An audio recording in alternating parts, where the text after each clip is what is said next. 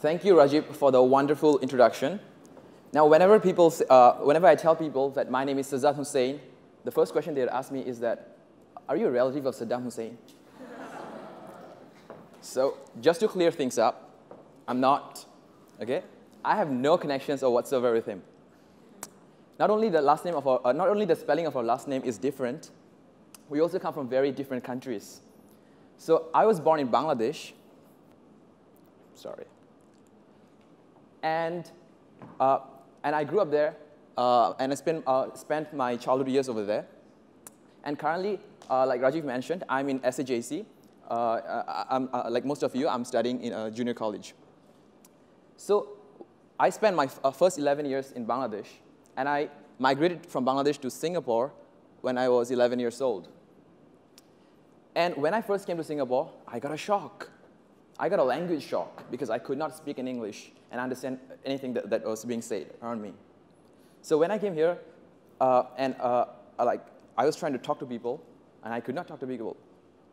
And you must understand that being a chatterbox by nature did not help the matter at all. So, but the more important problem that I faced was to get admission into a school. Because whenever I go to school to take admission test, I'd stare at the admission test paper, and I'd feel something like this. And yeah, so as you can see, that I have, because of this problem of not understanding English, I flunked all my admission tests like a pro.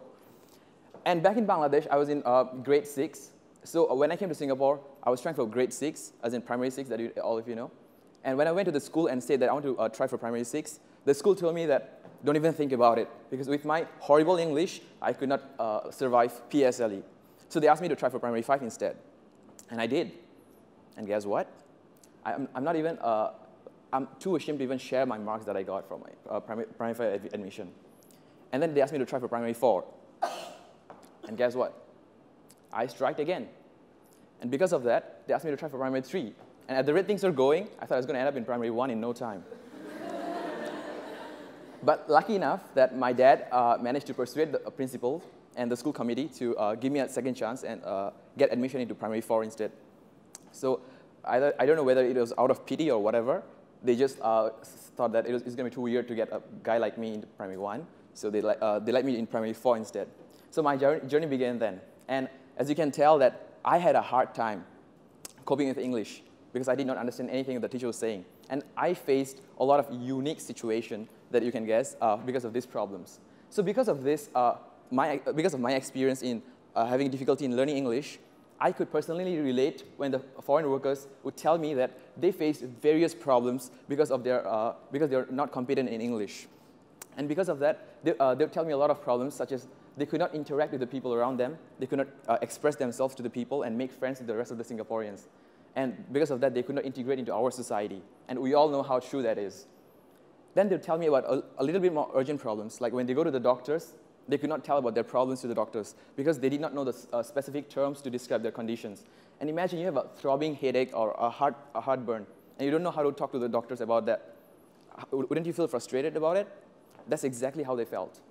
And then they would tell me about problems that could be a matter of life and death. They did not understand their safety instructors' instructions that is vital for their survival in the workplace. And that caused a lot of workplace injuries, and that is one of the main contributors for these problems that they're facing. And when I looked at that, I'm thinking the problems are really serious. And I met this person named with Mr. Sarwa. He was an aircon technician, and when he was repairing aircon like usual, what happened was that there was leakage from the gas cylinder in the aircon. And acting upon instinct, what he did was that he used his bare hand to cover the leakage, because he did not understand the instructions, the safety instructions that were to be followed during such scenarios. And because of that, instantaneously his hands were charred, and it had to be eventually amputated. And I felt that like what I lost, the 2 years of the 2 precious years from my life, was nothing compared to this problem. And I thought that it was an urgent problem that has to be solved. And so like looking at this problem, I thought that I had to do something about it. Now, many of you would say that since there were so many problems because of the English, why don't they enroll into just an English course? Now, they could, but the problem was that some of these English courses that were provided by various renowned agencies could cost up to $3,000 just for one level of the English. And that is like 5 to 6 months of the salary of these people. And not only that, even if they enrolled into these courses, these course providers were teaching English in English. And that made no sense, because these people did not have prior background knowledge in English. And they were very general, and they're not specific towards the workplace that they work in. And because of that, some people requested me that I give them tuition in English and teach them and explain to them the grammar and vocabulary in Bengali. So, and I readily accepted that offer, and I said that if I could be of any help, I'd be really glad to do that. So I began like teaching them on a weekend basis, and I told them that fine, like Sunday, whenever you guys are free, we would have a session with you guys. And we began with 3 students, and slowly it grew into 5 students, and then 6. And then I realized that the vacant bench that we were using to conduct the lesson did not have any more space to accommodate more people. And people started standing around the bench to learn English. And I felt terrible, because that's not a conducive way to teach English. And another thing was that I did not have proper resources to teach them, give them worksheets, because I did not have the fund to do so. And I did not, and whatever I was doing all this while was very spontaneous. I was referring to one of my like old textbooks, English textbooks, to teach them grammars and the basic rules of English. But I realized that if I had to do this more effectively, to really meet the needs of these people, I had to go to professional resources and do things properly, and actually get them a proper space where they can actually refer to all these texts and learn English more effectively. And because of that, I realized the only way that I could do this and solve these problems was to do it, institutionalize this initiative that I've taken. And so with that in mind, I began on extensive research from January last year to mid-October last year. And during this journey, I bought hundreds of books, and I referred to a lot of professional materials just to get the basic content for the course that we are designing. And after that, what I did was to go to these various sectors and industries to ask from the professionals to the normal workers, what is the need that, what is the problem with English that they're facing, specific ones. And when I figured out that there are specific problems, we incorporated that into our syllabus, and we designed a course materials. So after 8 months of long research hours and sleepless nights, I finally thought that I was ready to implement this. So now the problem is that how much should I charge these people to do this? Because if I had to rent a place to conduct my lessons, there's definitely going to be costs incurred. So after considering all the possible costs that were to be incurred, so I calculated and I thought of the most affordable price that these people could afford. So and I validated my opinion by asking these people, like, do you think this price is affordable for you guys? And they thought that it was ridiculously cheap, and it would not take any toll on their income at all, especially because they were allowed to pay for the lessons on the day itself, for each lesson. And so we began our journey as SDI Academy, and I founded SDI Academy in October last year. And we had a proper classroom for that, and we conducted with professional materials. So during this course of journey, what happened was that I realized there was more things to be done. And these people were giving a lot of feedback on how to improvise in this. But they had endless enthusiasm to learn. And seeing the desire to learn and this such a passion for learning English and really be able to speak English, I embarked on a journey of writing a book that could be used as a supplementary materials after the course has ended, so that they can refer and revise even after they have done so. And after long hours of research, I finally managed to release the book with the help of some of the most amazing people that I met along the journey. And the book is called A Conversational English Guide for Beginners. And this book, when I gave to the people, they were really impressed, and they thought that this is the book that would really be able to help them, because it had all the materials, from basic vocabulary, from the basic grammar, until the full, complete conversational English. And that really met the need of these people. And we even had, if you can see some of the books that are being passed, that there are places where we have actually put in real scenarios where the first day of work that they're going to, how they're going to talk to their colleagues, and even safety briefings, how to conduct safety briefings. So when these people saw that, they thought that it's really going to be effective. And currently, we're in the process of translating this into other languages. So what we did, what SDI Academy did was to actually solve a social problem, that is the lack of communication of English, and that like prevented these people from doing their work properly, as well as integrated into our society. And that is a model of social enterprise, because it provided effective and affordable English courses to solve this problem. And just a couple of months before I founded SDI Academy, what I did, I went back to Bangladesh for a visit. And on my journey to Bangladesh, I actually learned about my cousin's initiative to teach orphan children and the underprivileged children around his university campus.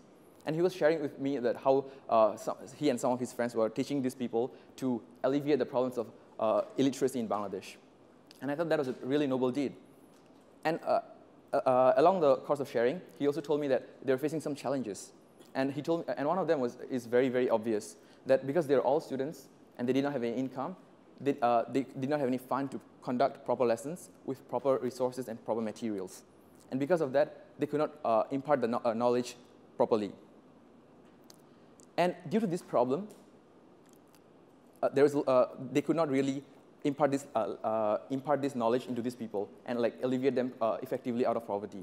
And there was another unique problem that they faced, and that is that these children actually had to work somewhere else to support themselves, like be it by scavengers collecting trashes or collecting cans or even breaking bricks. And because of that, even though the lesson they were providing was free, they could not come and attend the lessons. And when I saw these challenges, I thought that, why not we have an integrated school where we have both educational opportunities with world-class materials from Khan Academy and such resources, as well as employment opportunities which would be in a safe environment such that these people would be able to like earn a living and not be exploited. And so I thought of this idea, why not we have SDI integrated school? And in this school, there's going to be different industries such as farming, and as well as garments industry and poultry and the poultry farms. And this could really alleviate the problem of that these people were facing. And not only that, some of these kids also face the problem of malnutrition. And this malnutrition problem could also be alleviated through this. And I believe that if some other features were to be added to this, we could also alleviate the problems of other problems such as environmental degradation, as well as the problem of climate change and the lack of healthcare. And I really believed in this idea that if we have this integrated school in all the third world countries, then we would be successfully able to alleviate the problem of poverty, because this integrated school deals with two things. One is the short-term effects of poverty, that is lack of lack of food, lack of healthcare, and all these problems that are associated with the problems of poverty. And also at the same time, deal with the long-term causes of poverty, that is the lack of education. So this is a two-pronged approach that could actually successfully solve the problems of poverty. And more importantly, because they're also producing their own food, and they could actually sell this produce outside to earn a profit. This school also could be a self-sufficient school where they did not have to rely on other external sources of funding. And that was powerful because they could be self-sufficient. And that is another model of social enterprise. And when I founded SDI Academy to teach English to these foreign workers, I thought that, if I could actually scale this thing up and reach out to all 1 million foreign workers in Singapore, then we could actually have a large profit margin. And with that, we could actually channel some of this profit that we earn from here into building of these schools in the third world countries. And that is another form of social enterprise. So what is exactly a social enterprise? Sorry. And this is the thing that sums it up all. Although there are various definitions of social enterprise, the underlying thing is the same, that we are here to solve social problems. And social enterprise is an organization that applies commercial strategies to maximize the improvements in human as well as environmental well-being, rather than maximizing the profits for the external shareholders. And those people who carry out social enterprises are called social entrepreneurs. And the formula for social entrepreneurs is that they would have a compassionate heart of a social worker as well as a practical mind of a businessman. And social entrepreneurs look at social problems as opportunities for them to alleviate these problems. And that is the beauty of social enterprise, because they would come and do business with a purpose. Now, many of us here are really passionate about doing something and help the society. And I would have some of my friends telling me that they want to change the world after coming back from some CIP or OCIP trip because they get all fired up after seeing all the problems in the society. And many of us here can relate to that. But to do that practically, we have to have this practical approach of social enterprise. Because social enterprise is a business with a purpose. It is this purpose that will actually enable people to overcome their limitations of that they face individually.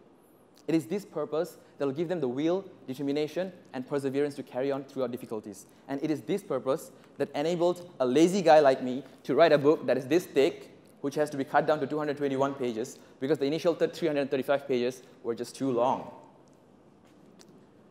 And social enterprise enables average people like you and I to make changes to the world.